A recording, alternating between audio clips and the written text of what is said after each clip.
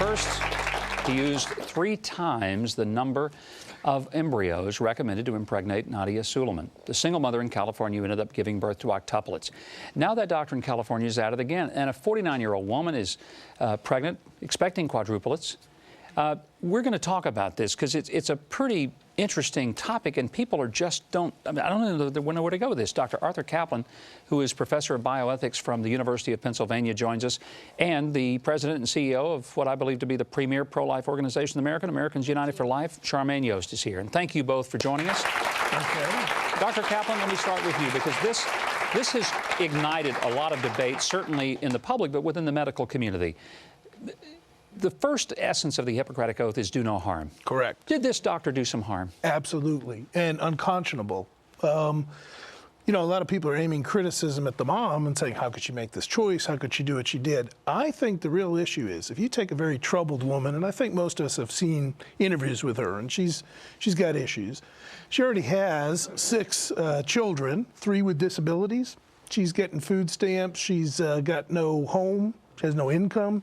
Her own parents are saying she shouldn't be going on. How did this woman get accepted into a fertility program for more babies? Now, some will say it's not the doctor's call.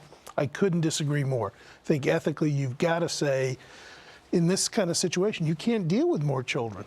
And that is the issue. It's an ethical question, not a medical one. She's biologically Yes. capable of carrying 8 kids, but is she capable, even emotionally, of handling 14 children that she doesn't even have the capacity to pay for?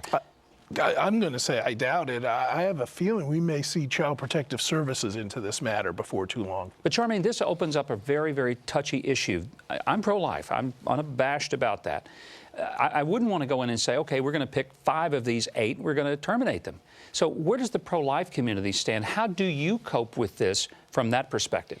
Well, you know, Governor, that's a really important question because in addition to the issues that Arthur has raised, this is a public policy question. It's not just about the woman. I think we really need to use this case to draw attention to the fact that we're looking at the Wild West when we talk about artificial reproductive technologies right now.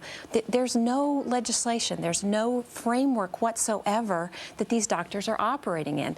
They are completely self-regulated in most cases. Pennsylvania is just about the only state that has really specific laws related to what they can and cannot do. And even there, where I'm from, we don't have much. And they're making it up as they go along. And frankly, even the self-regulation of the professional groups that do look at these issues, they just pretty much ignore them and do whatever. So I think this case raises a lot of really important issues, and I'm hopeful that that we'll be able to have a real conversation about the ethics surrounding this and what we're going to do in public policy going forward. But on the issue of selection, you have 8 babies inside this mother's womb. Right. I mean, some would say, well, you know, she can't handle that many. Obviously, she proved she could.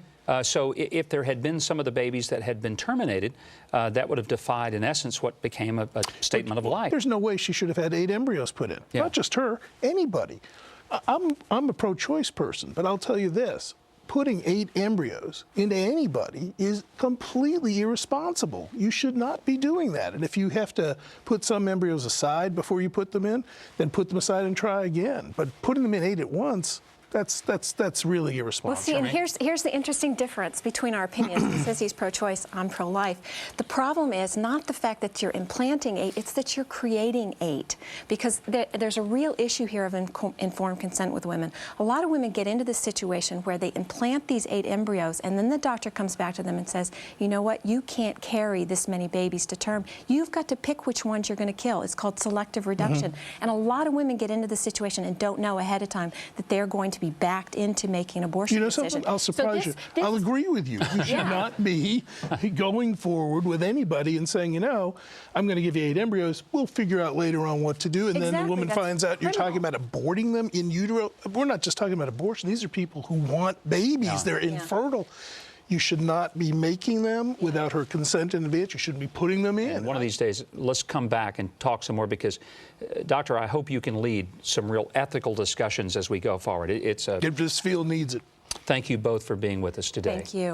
Coming up, some closing thoughts, and Stephen Curtis Chapman will be performing his hit song, Cinderella.